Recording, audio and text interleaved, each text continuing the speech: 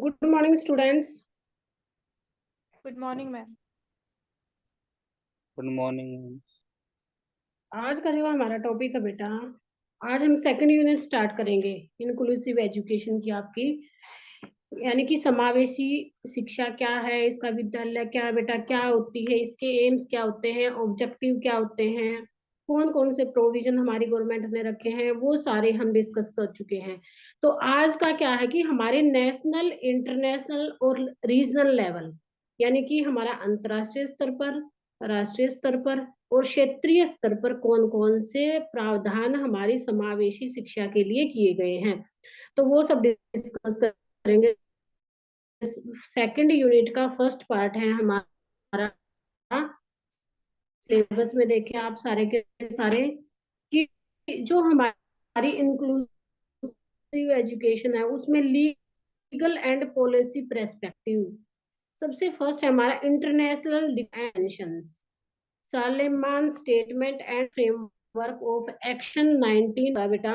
कि सालामान ने international level पे क्या डिक्लेरेशन की थी। सालामान का डिक्लेरेशन क्या है? SALAMAN, सालामान, यानी कि उन्होंने क्या बोला, क्या उनका फ्रेमवर्क था, कौन कौन सी कार्यवाही, कौन कौन सी नीतियां, जिनके परिवेक्ष्य में हम अपनी समावेशी शिक्षा को आगे बढ़ा सकते हैं, बच्चों तक समावेशी शिक्षा और जो इंटीग्रेटेड जो लेवल था उनका, चाहे वो स्पेशल चिल्ड्रन थे या फिर सामान्य बालक थे, उनके लिए किस तरह के प्रावधान किए गए हैं। तो सालामान ने क्या माना 1994 में, ये क्वेश्चन ऐसे भी आ सकता है बेटा कि the what is the framework of 1994, या फिर what is the declaration of Salamanca framework, कि 1994 में सालामान ने कौन सी डिक्लेरेशन, कौन सी घोषणा की, किसके लिए? विशिष्ट शिक्षा के लिए, हमारी स्पेशल एजुकेशन के लिए, समावेशी शिक्षा के लिए। तो सबसे पहले क्या था कि 1994 में 92 जो 2 कंट्रियों ने इसमें पार्टिसिपेट किया, और उनकी जो अध्यक्षता की वो थी डॉक्टर सालामान। तो उन्होंने क्या बोला, उनकी जो जो घोषणा थी उसका सबसे पहले जो मेन जो मोटिव था वो था ADBLOL, यानी कि education for all, AIE, education for all, सभी के लिए शिक्षा। इसमें क्या था, हमारी जितनी भी पॉलिसी है, चाहे वो 94 वाली है, 96 वाली है, 92 वाली है, या फिर हमारा कोठारी कमीशन है, सभी ने एजुकेशन पर फोकस किया। लेकिन इस जो परियोजना, इस जो का सबसे मेन जो मोटिव क्या था, विशिष्ट को सामान्य बालकों के साथ ही सामान्य स्कूल में एजुकेशन देना। तो ये थी सालामान की घोषणा। तो उन्होंने क्या किया कि एजुकेशन फॉर ऑल, ये बेटे 4 नंबर का क्वेश्चन आगे आएगा आपका, वो भी करवाएंगे। और दूसरा, इसमें एजुकेशन फॉर ऑल में क्या प्रोविजन रखे गए, ये भी किस फोकस किया गया, किस चीज पर सबसे अधिक फोकस किया गया।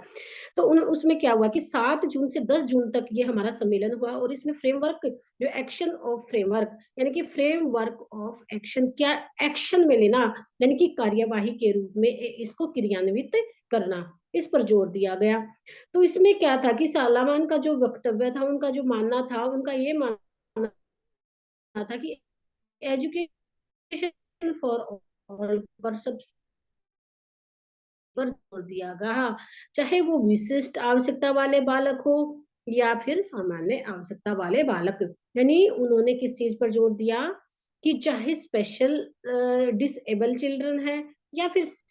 जो साधारण सामान्य बालक है, उनको एक साथ एक ही कक्षा में शिक्षा प्रदान करना। उनकी जो रूपरेखा, उनका जो फ्रेमवर्क था, उसकी क्या डिग्री, सबसे पहले है फर्स्ट क्या है कि education is a fundamental right of all children, यानी कि शिक्षा सभी का मौलिक अधिकार है। ये बेटे 4 नंबर का क्वेश्चन आपका बनता है कि सालामान की declaration, what is the declaration of Salamanca. तो सबसे पहले है education, education is a fundamental right of all children, ठीक है, यानी कि सभी बच्चों का जो शिक्षा है वो मौलिक अधिकार है, ये सबको पता है, ठीक है। जो हमारे फंडामेंटल राइट्स है उसमें एजुकेशन एक राइट है हमारा, जो सभी के लिए अनिवार्य है, सभी एजुकेशन ले सकते हैं, कोई भी हमारी शिक्षा का हनन नहीं कर सकता। इसके बाद क्या था कि every children should have their interest, their abilities and their aptitude, यानी कि सभी बच्चों की अपनी रुचियां होती हैं, उनकी अभिरुचियां होती हैं, और सभी बच्चों के अपनी अपनी लर्निंग एबिलिटी होती हैं, यानी कि every children should be their interest, aptitude, attitude and there learning abilities, यानी कि सभी बच्चों की अपनी जो योग्यताएं हैं उन्हीं के आधार पर उनकी एजुकेशन दी जानी चाहिए, उनके इंटरेस्ट के अकॉर्डिंग,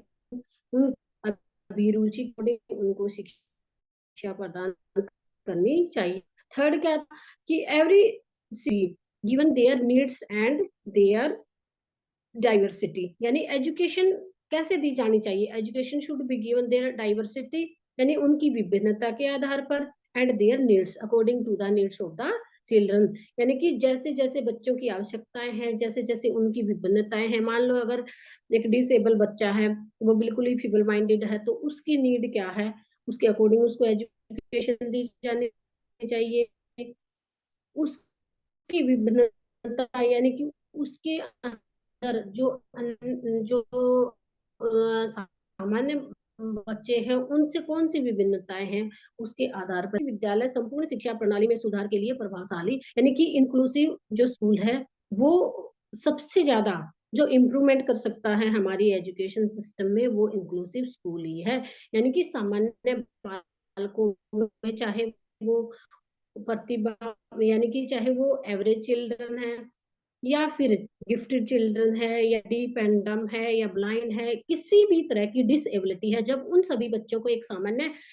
समावेशी जो शिक्षा है, समावेशी जो स्कूल है, समावेशी जो कक्षा कक्ष है, उसमें एजुकेशन देकर हम उनकी सभी आवश्यकताओं को परिपूर्ण कर सकते हैं। तो ये सालामान का मानना था, और उन्होंने अंतरराष्ट्रीय समुदाय में यानी इंटरनेशनल लेवल पे उन्होंने ये घोषणा की, तीनों चारों घोषणाएं मैंने बताई कि सबसे पहले क्या था कि फंडामेंटल राइट है, दूसरा क्या है education should be given in their according to their interest, their aptitude, their learning abilities, ठीक है। इसके बाद क्या था कि education should be given their according to their diversity, या फिर इंडिविजुअल डिफरेंसेस, कि उनकी व्यक्तिगत विभिन्नताएं क्या हैं, उनके आधार पर एजुकेशन दी जानी चाहिए। तो ये सालामान का मानना था। इसके बाद क्या हुआ कि बेटा इसमें चाहे हमारे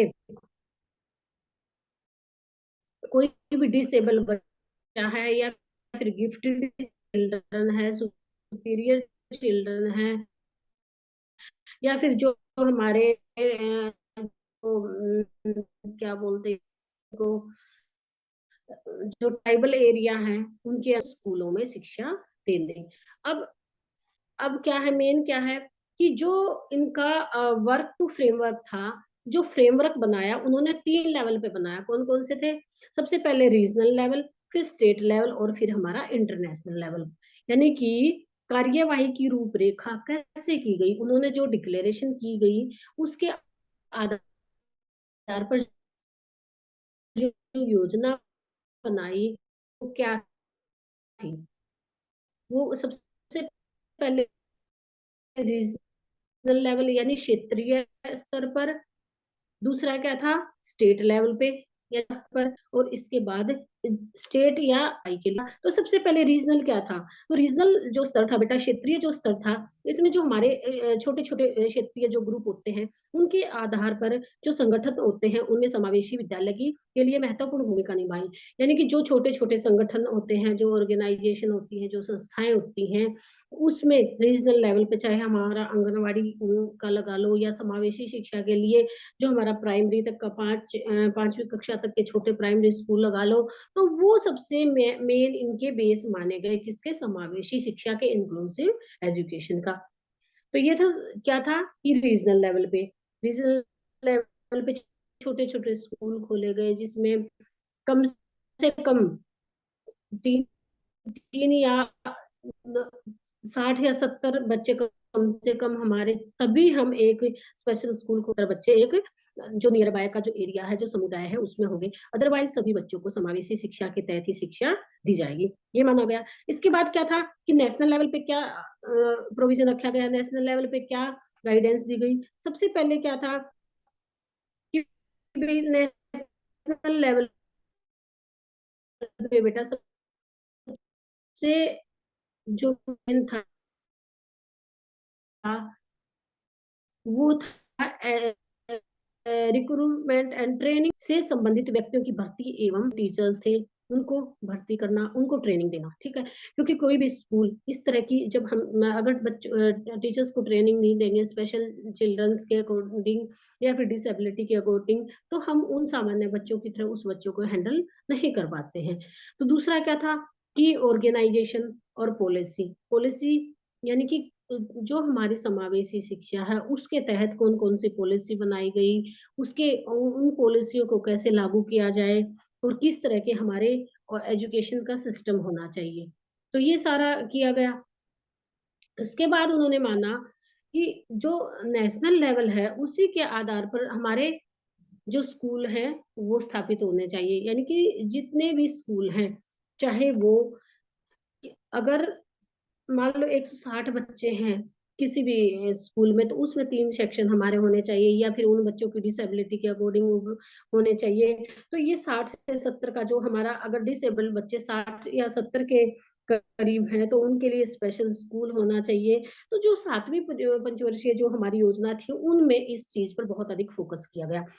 इसके बाद क्या था, थर्ड पॉइंट हमारा एक्सटर्नल स्पोर्ट्स है, यानी कि उन बच्चों के लिए एक्स्ट्रा जो स्पोर्ट्स है, चाहे वो कन्वेंस का है,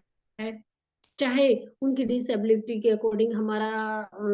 इंफ्रास्ट्रक्चर का है या स्कूल सिस्टम का है या ऑर्गेनाइजेशन का है या फीस स्ट्रक्चर का है, उन चीजों पर ध्यान दिया गया। इसके बाद क्या था कि रिसोर्स रिक्रूटमेंट। रिसोर्स भी वही है बेटे, संसाधन, कि उनकी जो नीड है उसके अकॉर्डिंग किस तरह से उनको क्लासरूम में बच्चों को ले जाया जाए, किस तरह से कहाँ पे उनकी क्लास लगानी चाहिए, फर्स्ट फ्लोर है, सेकंड फ्लोर है या ग्राउंड फ्लोर है, या फिर उनके लिए व्हील चेयर, मान लो अगर किसी बच्चे से नहीं चलने की डिसेबिलिटी है तो उसके लिए व्हील चेयर। तो इस तरह से बहुत सारी जो उनकी नीड के अकॉर्डिंग है वो सारी फैसिलिटी प्रोवाइड की गई। अब इंटरनेशनल लेवल पे क्या था कि इंटरनेशनल लेवल पे भी बेटा ये डिसाइड किया गया कि जो स्पेशल चिल्ड्रन है, जो विशिष्ट शैक्षिक आवश्यकताओं से संबंधित नई नई जो टेक्नोलॉजी है उसको यूज में लाया जाना चाहिए। दूसरा क्या कि टाइम टू टाइम, यानी कि समय समय पर, जैसे 1994 में ये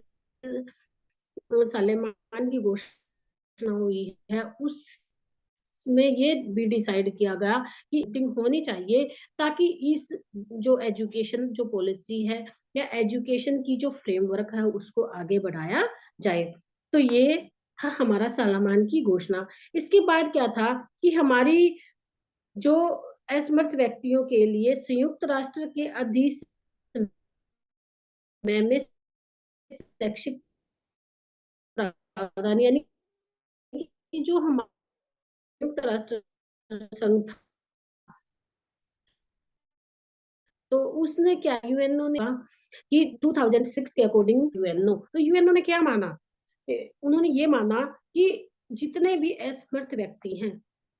उनको भी, जो सामान्य बालक हैं उनके साथ एक कक्ष में समावेशी शिक्षा के तहत ही शिक्षा देना। ठीक है, तो असमर्थ बच्चों के लिए संयुक्त राष्ट्र संघ के में उनके जो असमर्थ बच्चे हैं उनका जो मेन उद्देश्य क्या था कि उन बच्चों के अधिकारों का हनन ना हो। उसके अधिकार क्या था, राइट टू एजुकेशन, यानी कि जो उनका शिक्षा का जो फंडामेंटल राइट था, मौलिक अधिकार था, उनके अधिकारों का हनन ना हो उसके, यानी कि उनको उसके अधिकार से वंचित ना किया जाए, इसके लिए हमारी यूएनओ ने डिक्लेरेशन किया ना 2006 में। तो उन्होंने क्या माना कि 2008 जो हमारा 13 दिसंबर 2006 को एक फ्रेमवर्क तैयार किया गया, यानी कि जो कार्य प्रणाली है वो तैयार की गई, वर्क टू फ्रेमवर्क, और उसको 2008 में लागू किया। ठीक है, और इसके ऊपर 160 देशों ने हस्ताक्षर किए, यानी जो यूएनओ की जो डिक्लेरेशन थी हमारा संयुक्त राष्ट्र संघ संयुक्त राष्ट्र संघ हमारा होल है सभी देशों का, तो उसमें ये इसमें डिक्लेरेशन पे, तो ये क्या था बेटा, इसके कौन कौन से प्रिंसिपल थे या कौन कौन से एम्स थे इस डिक्लेरेशन के? डिक्लेरेशन ऑफ 2006 ऑफ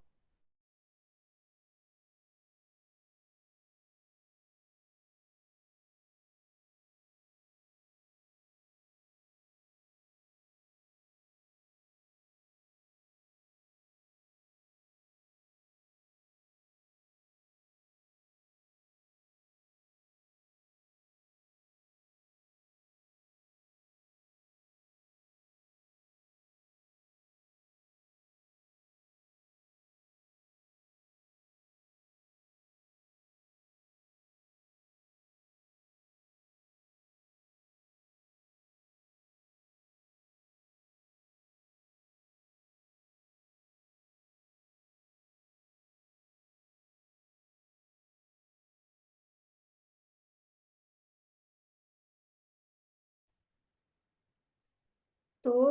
जो हमारा जो नेक्स्ट टॉपिक है वो क्या है कि education provision in the UNO declaration right to person with disability 2006, यानी कि जो right to person of the disability यानी कि असमर्थ बच्चों की के लिए यूएनओ ने क्या डिक्लेरेशन किया, इसके इसके कौन कौन से हमारे एम्स या ऑब्जेक्टिव थे? सबसे पहले तो मैंने यही बताया कि नो डिस्क्रिमिनेशन, यानी कि किसी भी प्रकार का भेदभाव नहीं करना। यूनेस्को के आधार पर यूएनओ की संयुक्त राष्ट्र संघ की जो हमारी डिक्लेरेशन थी, जो घोषणा थी, उसमें ये माना कि सबसे मेन जो पॉइंट है कि वो ये है कि किसी भी बच्चे के साथ कोई भी भेदभाव ना करना, डिस्क्रिमिनेशन ना करना, चाहे उनकी डिसेबिलिटी के आधार पर या फिर उनके जेंडर के आधार पर या फिर उनकी उच्च या निम्न वर्ग के आधार पर, मेल या फीमेल, मतलब किसी भी तरह की कोई भी विभिन्नता के आधार पर उनके साथ इंडिविजुअल डिफरेंसेस के आधार पर कोई भी भेदभाव ना करना। इसके बाद क्या था कि full participation in social work, यानी कि चाहे कोई भी समाज का वर्क है, कोई भी सामाजिक कार्य है, उसमें सभी का फुल पार्टिसिपेशन होना चाहिए। चाहे हम अपने क्लासरूम से ही देखते हैं, अगर हमारे स्कूल में हमारी क्लासरूम में कोई भी अगर को करिकुलर एक्टिविटी वगैरह होती है, तो हमें ये नहीं कि डिसेबल बच्चे हैं उनको ना पार्टिसिपेट करवाया जाए, या फिर जो सुपीरियर चिल्ड्रन है उन्हीं को बार बार उसका मौका दिया जाना चाहिए। इन सब चीजों से हटकर किसी भी प्रकार का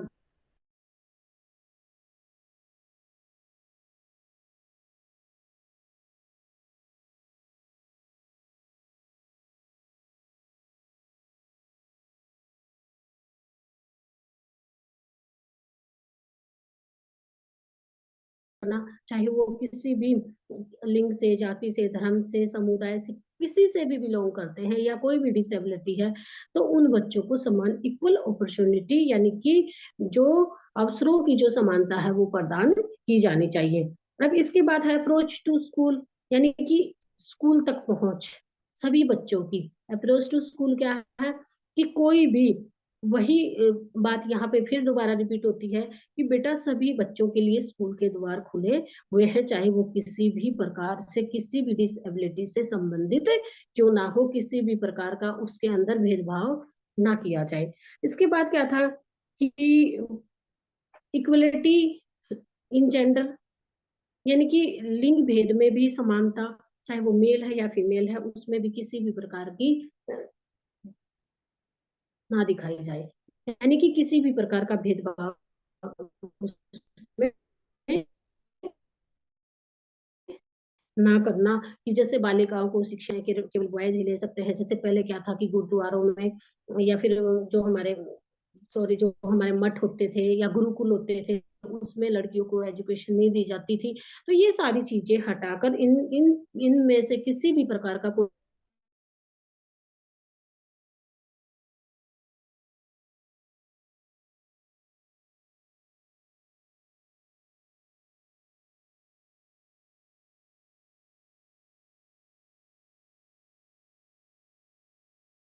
उनकी हमें रक्षा भी करना और उनके अधिकारों को हनन होने से बचाना। यानी कि उनकी डिसेबिलिटी, यानी कि उनके साथ अगर कोई असमर्थ बच्चा है तो उसके साथ किसी भी प्रकार का भेदभाव ना करना। इसके बाद नेक्स्ट पॉइंट क्या था कि फ्री और कंपल्सरी एजुकेशन टू ऑल 2006 है। इसमें भी यही माना कि सभी के लिए, जो हमारा आर्टिकल 21A था उसमें क्या था, 6 से 14 वर्ष तक के सभी बच्चों के लिए फ्री और कंपल्सरी एजुकेशन का प्रोविजन रखा गया, यानी कि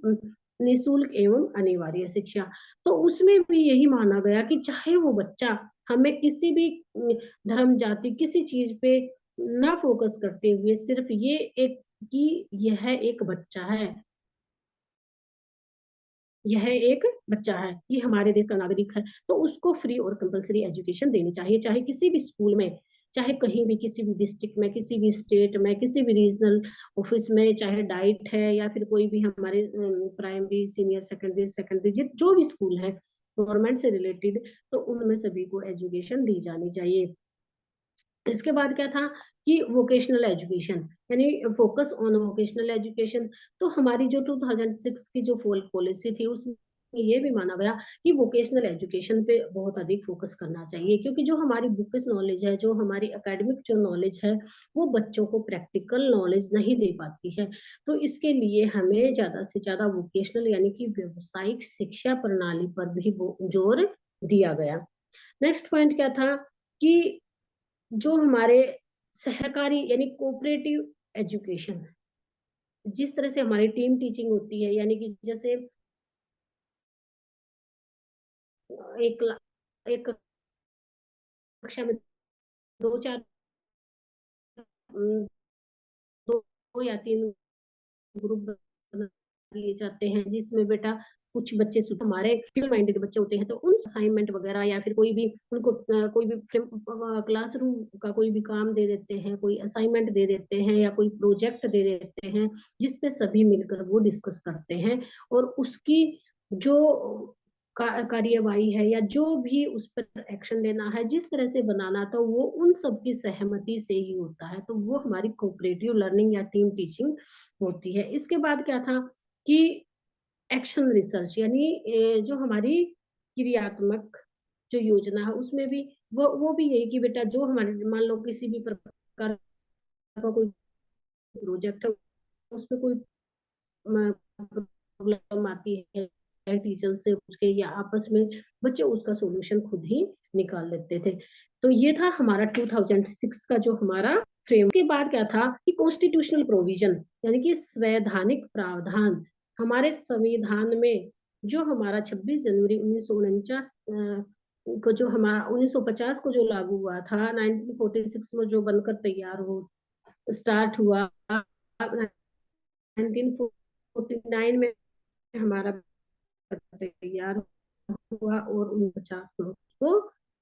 लागू किया, 26 जनवरी 1950 को। तो उसमें कौन से, तो हमारे जितने भी यानी कि जो हमारा संविधान था उसमें एजुकेशन पर बहुत अधिक फोकस किया गया। इसके बाद धीरे धीरे हमारी बहुत सारी पॉलिसियां बनी, जैसे हमारा सबसे पहले तो 1952 में जो संविधान लागू हुआ उसके तुरंत बाद ही हमारा माध्यमिक शिक्षा आयोग आया, जो सेकेंडरी एजुकेशन कमीशन 1952 में, उसमें भी शिक्षा के ऊपर फोकस किया गया। इसके बाद 1968 में हमारा कोठारी कमीशन आया, उसमें डॉक्टर DS कोठारी ने भी, चाहे वो हमारे चिल्ड्रन थे या हमारे सामान्य बालक थे या बालिकाओं के लिए एजुकेशन थी, या फिर जो हमारे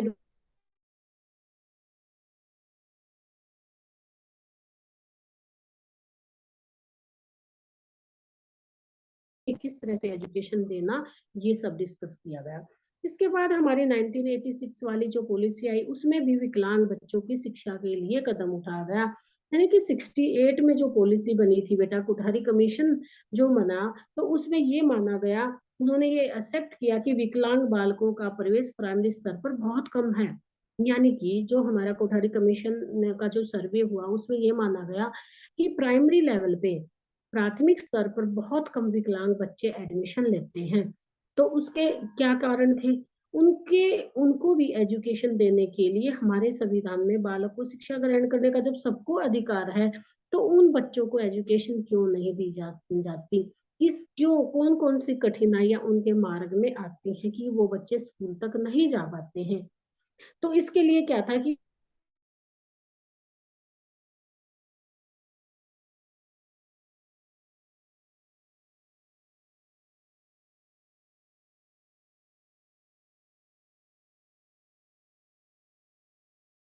1968 कोठारी कमीशन में integrated education for disable children, यानी कि जो असमर्थी बच्चे थे, असमर्थ जो विकलांग बच्चे हैं, उनके लिए एकीकृत शिक्षा प्रणाली की सिफारिश की गई। ठीक है। तो इस शिक्षा नीति में सामान्य विद्यालय यानी कॉमन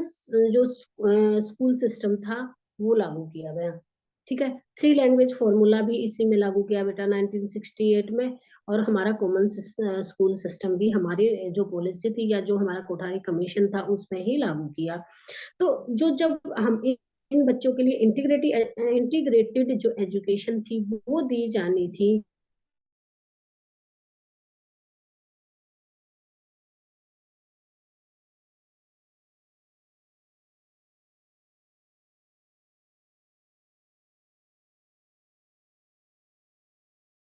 इसके बाद क्या हुआ कि हमने जब ग्राउंड लेवल पर जाकर हमने देखा या सर्वे किए गए हमारी गवर्नमेंट के द्वारा, तो हमने देखा कि बहुत कम बच्चे इस तरह से एजुकेशन ले पा रहे हैं। तो इन कमियों को देखते हुए 1986 में जो हमारी NPE national policy of education जो लागू हुई, उसमें ये माना कि जो कोठारी कमीशन ने जितनी भी सिफारिशें की गई, चाहे उसके लिए कॉमन स्कूल सिस्टम लागू किया गया या फिर इंटीग्रेटेड एजुकेशन का प्रोविजन रखा गया, फिर भी बहुत सारे बच्चे शिक्षा से वंचित हैं। तो इस चीज को हमने जो पॉलिसी एनपीई 1986 है उसमें ये हमें पाया, यानी कि ग्राउंड लेवल पे हमारा ये स्तर बिल्कुल ही जो लो था, उसमें ये देखा गया कि बहुत सारे बच्चे हैं जो विकलांग बच्चे हैं वो स्कूल तक ही नहीं आ पाते हैं। तो इसके क्या कारण थे, तो क्यों ये बच्चे स्कूल तक नहीं आ पाते थे, तो इसके लिए कौन कौन से सुझाव दिए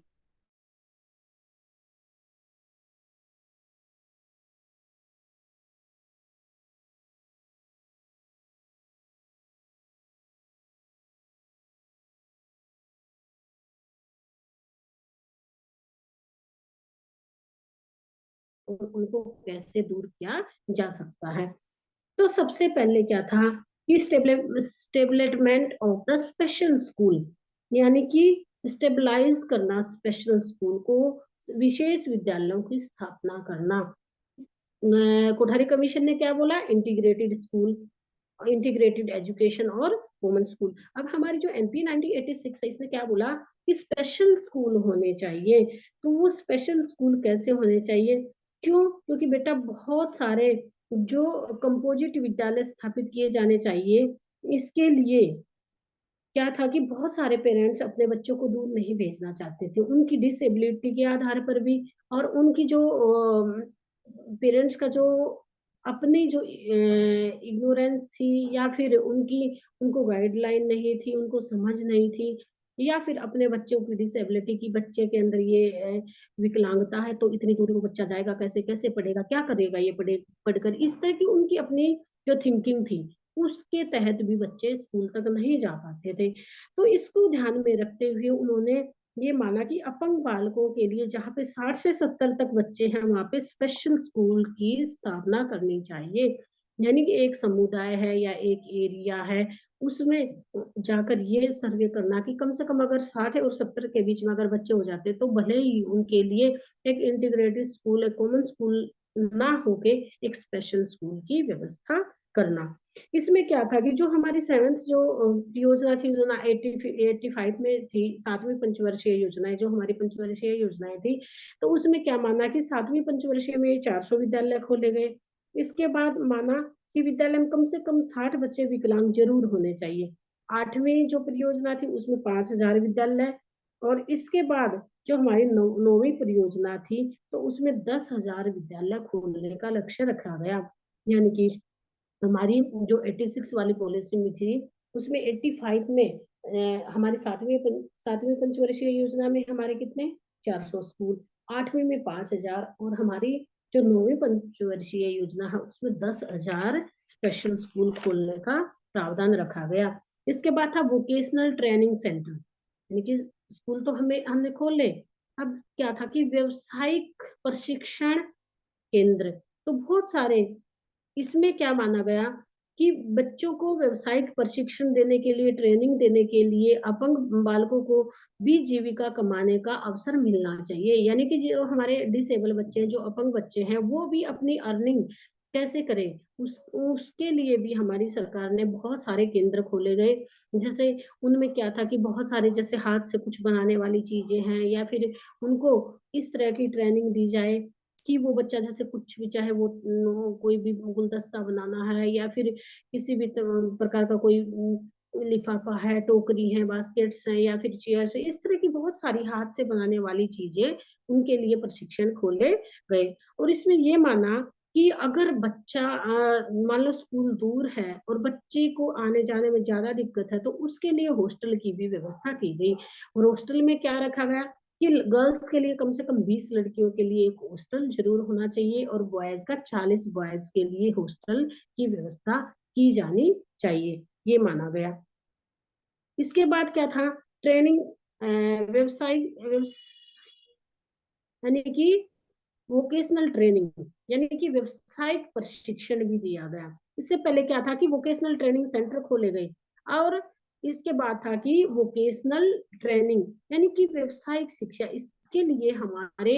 जो ये जो पॉलिसी थी, इसमें ये बोला गया कि 400 कम से कम साइकोलॉजिस्ट यानी मनोवैज्ञानिक होने चाहिए। किसमें, एक हमारा जो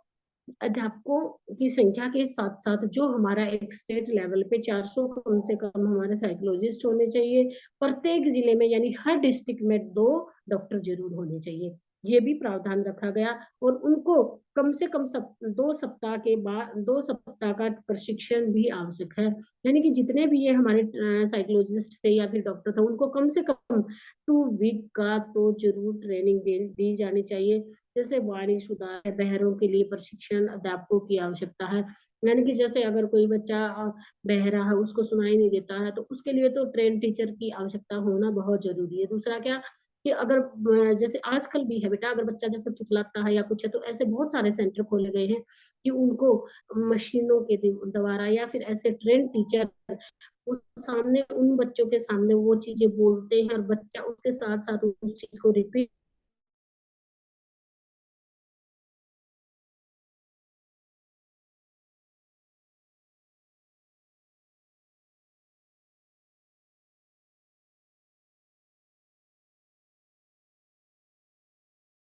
हमारे देश में 3,500 से 4,000 ट्रेन टीचर जरूर होने चाहिए, ताकि प्रत्येक स्कूल में 7 या 8 ट्रेन टीचर हम भेजते। तो ये भी हमारी पॉलिसी में निर्धारित करिकुलम, यानी कि हमारा जो करिकुलम है वो एनसीईआरटी ने जो हमारा करिकुलम फ्रेमवर्क बनाया है, उसमें भी फ्लेक्सिबिलिटी होनी चाहिए। यानी कि उन बच्चों की डिसेबिलिटी के आधार पर उसमें हम चेंजेस भी कर सकते हैं, कुछ हटा भी सकते हैं और कुछ नया ऐड भी कर सकते हैं। यानी कि वो बिल्कुल रिजिड नहीं होना चाहिए। तो उनकी जो नीड है, उनकी जो इंटरेस्ट है, उसके अकॉर्डिंग हमारा करिकुलम होना चाहिए। इसके बाद क्या था कि flexible in examination, flexibility in examination, यानी प्रशिक्षण जो या प्री को लाभ हो सके। यानी कि जो नेशनल स्तर पर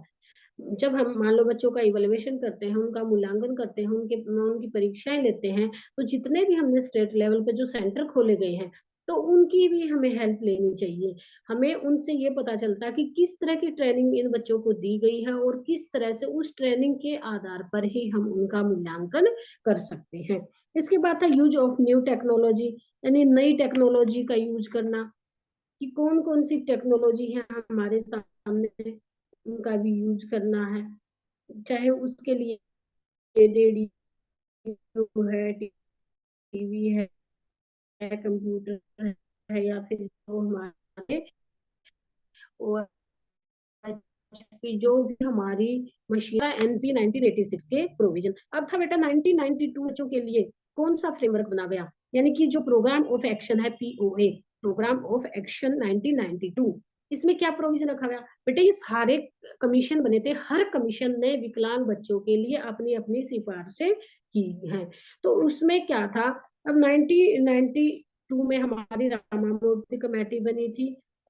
और उस कमेटी ने जो 1980 जो कोठारी कमीशन था 68, उसने क्या था, इंटीग्रेटेड एजुकेशन और कॉमन स्कूल सिस्टम पे फोकस किया। और जो हमारी NP 86 वाली थी, इसने क्या माना कि हमारे स्पेशल स्कूल होने चाहिए। अब जो स्पेशल स्कूल खोलने के बाद भी बहुत सारी ऐसी कमियां हमारे सामने आई कि हम उन बच्चों को एजुकेशन नहीं दे पाए, तो इसके लिए प्रोग्राम ऑफ एक्शन 1992 लागू किया गया, यानी कि इसको हम रामामूर्ति कमेटी भी बोल सकते हैं, या जो हमारा प्रोग्राम ऑफ एक्शन POA 1992 इसको बोला जाता है। तो उनको दूर करने के लिए बहुत सारे दिए गए। तो इसमें क्या माना गया कि प्रोग्राम ऑफ एक्शन को लागू करने के लिए अध्यापकों का प्रशिक्षण है, प्रशासकों के उत्थान के लिए कार्य कर, यानी कि ट्रेन टीचर है या फिर हमारे जो ट्रेनिंग सेंटर है वो खोले जाने चाहिए, और ज्यादा से ज्यादा संख्या में हमारे स्पेशल या ट्रेन टीचर होने चाहिए, वोकेशनल एजुकेशन दी जानी चाहिए, जो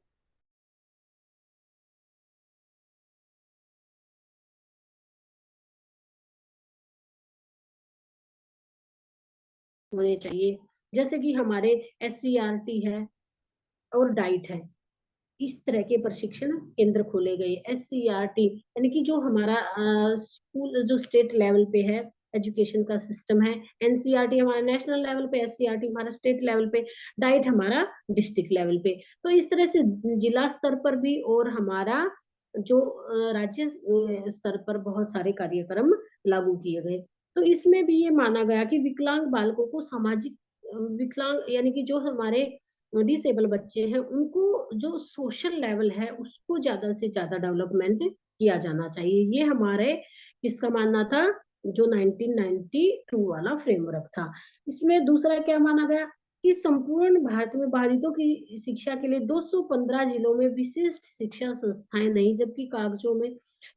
जो हमारी पॉलिसी थी उसमें क्या माना गया भी 3000 स्कूल खोले जाने चाहिए, 4000 स्कूल होने चाहिए, और 10वीं पंचवर्षीय योजना में तो 10,000 स्कूल ही माने गए। लेकिन जब ग्राउंड लेवल पर देखा गया तो कागजों में के 1000 स्पेशल स्कूल थे, लेकिन जो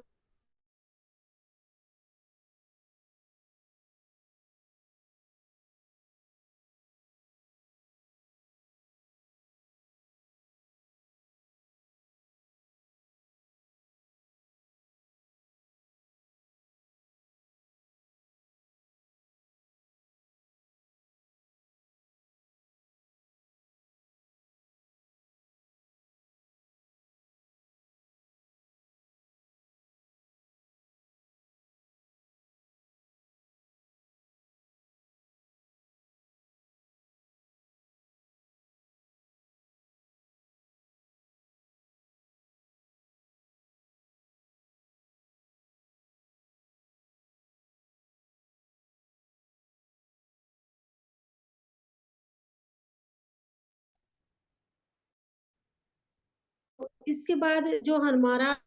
रामामूर्ति कमेटी ने क्या माना कि जो ट्रेन टीचर हैं उनको भी ये नहीं कि उनका जो एरिया है उससे दूर होने चाहिए, बल्कि नियर बाय उनको, चाहे वो स्टेट लेवल है या सेंटर लेवल है, सबको नियर बाय ही, चाहे हॉस्टल वगैरह का भी प्रोविजन इन्होंने रखा। इसके लिए क्या था, कक्षा से जो यानी उनको ट्रेनिंग दी जानी है, उनको वेतन यानी कि उनकी जो इनकम है, उनकी जो सैलरी है, उनके जो भत्ते हैं, वो भी उनकी जो नीड है उसके अकॉर्डिंग होनी चाहिए। क्योंकि बेटा मान लो अगर किसी दूर के एरिया में किसी भी टीचर की अगर ट्रांसफर वगैरह होती है तो वहां पे उनके रहने सहने की व्यवस्था करनी चाहिए, उनकी उनकी तनख्वाह इतनी होनी चाहिए कि वो उससे उन बच्चों के ऊपर उसका कोई भी असर ना हो। यानी कि अगर सैलरी अच्छी नहीं है, उनकी ट्रेनिंग के अकॉर्डिंग टाइम टू टाइम उनको 2 या 4 महीने की, या फिर जैसे छुट्टियों में हॉलीडेज वगैरह में उनको नई नई जो टेक्नोलॉजी है उसके आधार पर ट्रेंड भी करना चाहिए। तो इस तरह से बहुत सारी योजनाएं हमारी खोली गई। इसके बाद क्या था कि 3R पर ध्यान दिया गया, रीडिंग, राइटिंग और तो इसमें भी बच्चों की मानसिक जो जो मेंटल लेवल है, बच्चों का जो आईक्यू लेवल है, उसके लिए भी उन्होंने ये माना कि चाहे बाधित बालक है या फिर हमारे दृश्य दृष्टि बाधित बालक है, उन सेंटर है वो खोले जाने चाहिए। इसके बाद प्री सर्विस टीचर है या इन सर्विस टीचर है, यानी कि प्री सर्विस टीचर्स के लिए भी डिस्टेंस एजुकेशन है या फॉर्मल एजुकेशन है, उसमें भी इन चीजों को लागू करना चाहिए। यानी कि हमारी ट्रेनिंग जैसे हमारी आपकी ही है कि जैसे आप लोग क्या है कि सिंपल बीएड आप लोगों की, लेकिन स्पेशल एजुकेशन में भी बीएड होती है बेटा। यानी कि आपका एक स्पेशल एजुकेशन का एक सब्जेक्ट होता है, उसमें आप सिर्फ स्पेशल स्कूल में ही जा सकते हो। अब क्या है कि आपकी एक नॉर्मल बीएड है और आप एक नॉर्मल टीचर ही बनकर यानी कि किसी भी स्कूल में आप जा सकते हो। लेकिन जब इन बच्चों की डिसएबिलिटी के आधार पर हमारी जो एनसीईआरटी जो एनसीटी है और या जो डाइट है, उसमें जेबीटी लेवल के बच्चों के लिए यानी प्राइमरी लेवल के बच्चों के लिए डाइट में भी ये प्रोविजन रखा गया कि स्पेशल एजुकेशन भी दी जानी चाहिए, एक स्पेशल सब्जेक्ट भी होना चाहिए। तो इस तरह की योजना भी बनाई गई। तो उसमें प्री सर्विस या इन सर्विस, मान लो अगर इन सर्विस सर्विस में है तो हमें टाइम टू टाइम इस तरह के डिस्टेंस है इस तरह का कोई भी कोर्स कर सकते हैं, ताकि इसके बाद क्या है कि हमारे टीचिंग मेथड ऐसे होने चाहिए कि उन बच्चों की जो विकलांगता है उसके आधार पर हम उनको पढ़ा सके। इसके बाद स्पेशल स्कूल है, स्पेशल एजेंसी खोली गई। उनका जो प्राइमरी लेवल है, सेकेंडरी लेवल है या फिर सीनियर सेकेंडरी है, हर लेवल पर हमारी सरकार ने जो इस पॉलिसी के तहत बहुत सारी योजनाएं बनाई गई। इसके लिए सरणीय यानी कि जैसे अगर बच्चों को सुनाई नहीं आया या व्हील चेयर का, या फिर उनके लिए स्कूल में इस तरह लड़ती थी जिसके आधार पर उन बच्चों की शिक्षा पर कोई असर ना पड़े, उनको दूर करते हुए हमारी सरकार ने समय समय पर अनेक योजनाएं बनाई। तो ये जो आज का जो टॉपिक था बेटा, ये एमएचआरडी के तहत जो हमारे 1992 वाली जो पॉलिसी थी, उसमें यही माना कि कम से कम 60,000 बालक ऐसे थे जो सामान्य 200 से ग्रसित थे। यानी कि जो हमारा 92 वाली जो रामामूर्ति कमेटी थी और उसमें जो सर्वे किया गया, तो हमने पाया कि कम से हमारे इंडिया में 60,000 बालक ऐसे थे जो सामान्य दोष यानी कि उनके अंदर जो छोटी मोटी डिसेबिलिटी थी वो पाई गई। इसके बाद क्या था कि 90% जो अपंगता है वो सामान्य विद्यालय में शिक्षा प्राप्त कर रहे थे, और 2000 यानी कि उन बच्चों की उनकी जो डिसेबिलिटी थी, अगर उनकी 50% से कम है तो सामान्य विद्यालय में, अगर उनकी 90 से अबो हो जाती है डिसेबिलिटी, तो उनके लिए स्पेशल स्कूल की योजना की गई। इसके बाद जो district institute of education and training centre है, 102 जिलों में ये खोले गए। डाइट डाइट जिसको जैसे हमारे गुड़गांव में भी है बेटा डाइट, डाइट के तहत भी, डाइट क्या होता है जैसे आपका जेबीटी जो वो होती है, जो जूनियर टीचर ट्रेनिंग सेंटर होते हैं वो डाइट के थ्रू भी चलाए जाते हैं। तो उसमें भी ऐसे 17 हमारे ट्रेनिंग सेंटर खोले गए, जिसके तहत यानी